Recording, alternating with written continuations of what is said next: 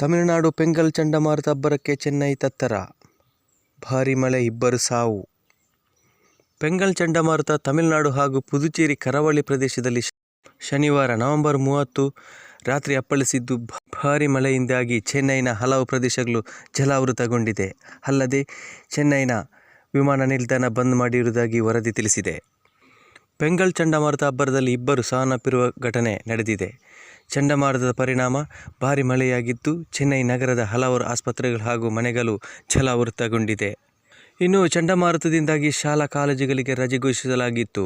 100 ಜನರನ್ನು ಸುರಕ್ಷಿತ ಸ್ಥಳಕ್ಕೆ ಸ್ಥಳಾಂತರಿಸಲಾಗಿತ್ತು ಎಂದು ಅಧಿಕಾರಿಗಳು ತಿಳಿಸಿದ್ದಾರೆ. ಪುದುಚೇರಿಯಲ್ಲೂ ತಗ್ಗು ಪ್ರದೇಶದಲ್ಲಿ ವಾಸವಾಗಿದ್ದ ಜನರನ್ನು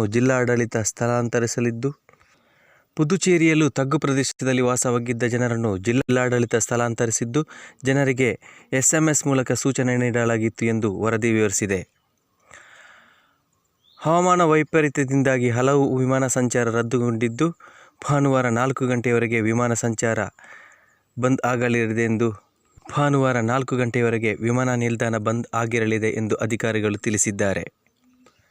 ಚೆನ್ನೈನ ಪ್ರಸಿದ್ಧ ಮರೀನಾ ಬೀಚ್ ಹಾಗೂ ಮಹಾಬಲಿಪುರಂ ಬೀಚ್ನಲ್ಲಿ ಪೊಲೀಸರು ಬ್ಯಾರಿಕೇಡ್ ಅಳವಡಿಸಿ ಜನರ ಪ್ರವೇಶವನ್ನು ನಿರ್ಬಂಧಿಸಿದ್ದಾರೆ.